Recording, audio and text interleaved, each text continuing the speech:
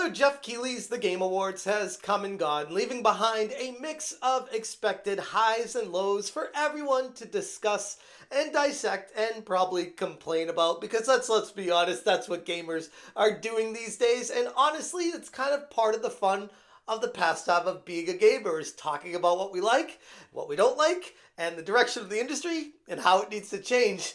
But when Naughty Dog announced their latest title, Intergalactic, the Heretic Prophet, holy crap, the internet was not ready for this one, and it's not pretty. What's going on, guys? Welcome to another episode of Smash JT.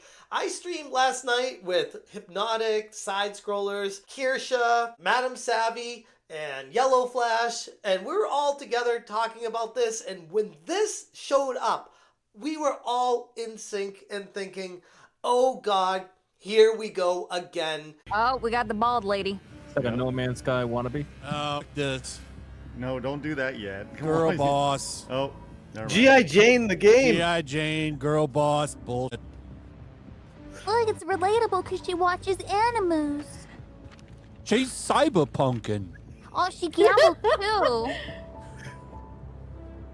My chat's like, yep, I'm out. They are putting a girl boss front and center and pushing the whole DEI narrative forward because, of course, that's what Neil Druckmann and Naughty Dog are going to be doing at the Sony Awards. They're going to push DEI because that's what gamers really want, isn't it?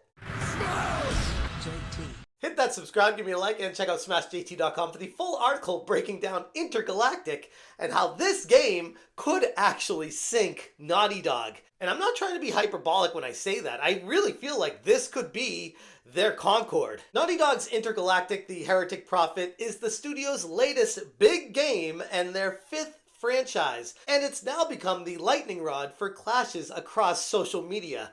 The game is being touted as a sci-fi epic, and it was revealed during a brief teaser at the event, and according to the press release specifically, they stated, "The Heretic Prophet is the newest franchise in development for the PlayStation 5 console from Naughty Dog. The studio behind the acclaimed series like The Last of Us and Uncharted, set thousands of years in the future. Intergalactic puts players into the role of Jordan, a Mun, a dangerous bounty hunter who ends up stranded on Symphyria, a distant planet whose communication with the outside universe went dark hundreds of years ago. Jordan will have to use all her skills and wits if she hopes to be the first person in over 600 years to leave its orbit." Which, here's the craziest thing about this. If this game were to have come out, I don't know, 2005, 2007 with this kind of storyline, nobody would have batted an eye. They'd been like, cool, it's kind of like a Metroid storyline clone with a different style of play. All right, I'm on board. And it looks like the girl is shaving her head. Hey, that kind of looks like the Alien movie, and Girl Boss was cool in that, so it's going to be cool in this game, and it would have been totally fine. But in the context of the current climate that we're dealing with right now, it's anything but accepted. Naughty Dog studio head Neil Druckmann took to Twitter saying, "Intergalactic is Naughty Dog's fifth franchise and the game we've been working on for the last 4 years." Along with the tweet, he shared a short gif of a sword being extended with some sort of futuristic, high-tech, action-packed world around it, and the players could probably expect a good adventure out of this. I don't know if you try to give it credit. Maybe it will. But I'm not going to get my hopes up because this kind of style of game is exactly what's wrong with the gaming industry right now. It's the pattern recognition, and we all see it. It's an elephant in the room, and if you don't talk about it, you are willingly ignoring the problem. The overwhelming community response has been anything but celebratory, and I can't say that anyone in the know with what's happening right now could be all that shocked. What really stood out to me when I saw this live was the continuation of the all too familiar girl boss narrative stemming from the whole diversity, equity, and inclusion push. The narrative has come to dominate seemingly every single major gaming release in recent years, and this seems no different. While Naughty Dog has historically been a powerhouse of storytelling and technical innovation, there's a growing sentiment among many gamers since The Last of Us 2 that the studio has strayed far too far into pandering territory, sacrificing real, genuine creativity for the sake of checking boxes. That same old tried and true narrative that seems to always happen these days is continuing to happen with Naughty Dog. The backlash isn't surprising to anyone who's been paying attention, like I said, because it highlights the ongoing divide in the gaming community against these corporations. Players just want engaging, escapist experiences versus the game studios that are more focused on delivering politically charged agendas and narratives.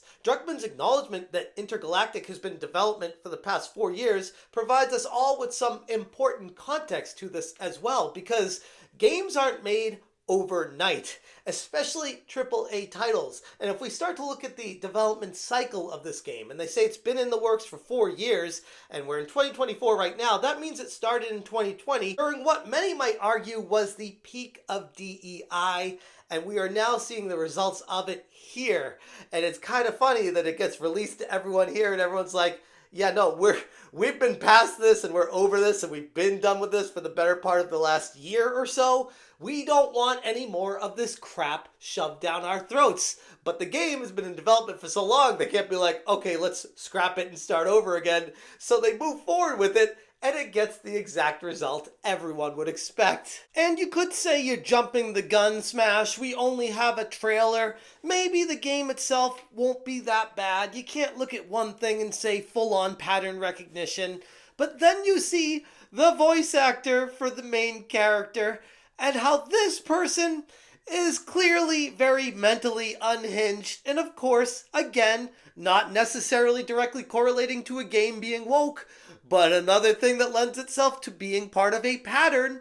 Grums on Twitter says, voice actors star in Naughty Dog's Intergalactic game on transgenderism.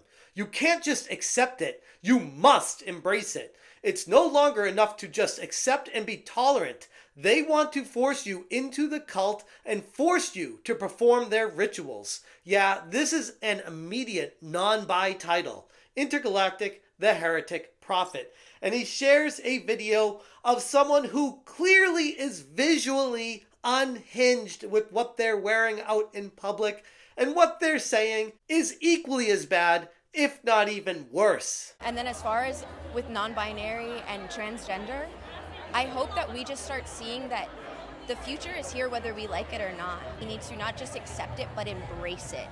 Embracing something and seeing not only the beauty of it in it, but the way that it contributes to the world and contributes into the way that anybody of any gender, race, creed, color can form their identity and can walk through the world with pride and their chin up high, like I think is so important for the generation coming behind us.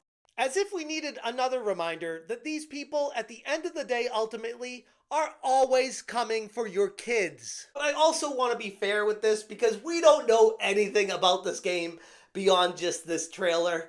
But at the same time, I can't just be like, sure, I'll keep an open mind with it, because we've seen all too much how this always seems to happen. The pattern recognition is pretty much spot on, 1-for-1 every single time. One of the most telling signs that Naughty Dog anticipated this backlash was their decision to disable comments on their own YouTube trailer that they published for Intergalactic. This is always done to avoid scrutiny and accountability, and all it ends up doing is further alienating the exact player base that you're trying to go after. It doesn't help anybody. It sends the message that the studio is unwilling to engage with any kind of real criticism, a stance that feels directly at odds with the industry's need for strong, open dialogue between developers and players. Why are they so afraid of transparency? It's the same thing that happens every time. Come out with a game trailer, know that it's girl boss and DEI injected, and then try to make the gamers feel like they're the problem for expecting something better. By silencing the feedback on their YouTube channel, Naughty Dog only deepened the rift between themselves and their audience, the core gaming community. The same group that has supported them throughout the decades now feels increasingly sidelined in favor of appealing to fleeting cultural trends. This game looks to, at this point, help nobody except push an agenda and maybe even get some of the sweet DEI money, if it's still available, to push these kind of games out there. The frustration voiced by everyone about Intergalactic is far more than just complaining about a game. It's a broader outcry against an industry trend that feels to prioritize virtue signaling over fun, immersive gameplay. Studios like Naughty Dog have the resources and talent to create groundbreaking experiences. But no, this kind of disconnect between what we want and what they're delivering has never been more obvious. They need to stop doing this and telling us what we want to like. Instead, they should probably just listen to us and saying, this is what we want. Can you just make that? Making games takes years. I get it. Like I said earlier, and course corrections, especially with gaming, midway through development can be very challenging. But the entertainment landscape is full of examples of studios that listen to their fans and reap the rewards from doing so. Naughty Dog would do well to heed the lessons of the past successes and failures. Instead of shutting down any kind of dissent, they should embrace it as an opportunity to grow. But again, not holding my breath, because this is one of those games where they're just plopping it down saying, it's coming, get excited, new product, buy product, we don't care if you don't want it, it's just get this, get excited for it, and then wait for next product. While Intergalactic could surprise us with its quality and storytelling, the current trajectory doesn't inspire any optimism in me, and by the looks of it on social media, I'm far from alone. People want escapism, compelling narratives, and unforgettable experiences, not another rehash of these tired themes that feel more like a lecture than entertainment. I play my games to have fun, not to be told how I should think socially, politically, and how I should go along with narratives that are being pushed as agendas and ideologies. No thanks. Get that stuff out of my games. Anyways, I'm going to leave it there. If you guys want more information, check out smashjt.com for the full article. I will link it in the description below. If you appreciate what I'm doing, hit that join button, and as always, you stay smashing. I was pretty locked in until they showed the main character, and then I was like, Well, this is an now original I don't world, and trust you. nobody's gonna know what it is, so nobody can really guess. Jordan, tell me something good. Pretty clear where we're going with this, though. Oh, look, a female talking to a female. Oh, all men. She's- Almost like She's Blade a Runner. fighter too. She's got the eye patch. It's the future. It's a feminist future. All men have been eliminated. Without knowing where we're heading, it's hard to make creative choices, especially when you look at something that's a massive collaboration, like a video game or a TV show. You know, I hear there's all these conversations about auteurs. I'm not an auteur. Let's just put that. I'll make that very clear. This is what we do is extremely collaborative. And then as far as with non-binary and transgender, I hope that we just start seeing that the future is here whether we like it or not. We need to not just accept it, but embrace it. Once again, a very good reminder that these people are always coming for your kids. Smash it,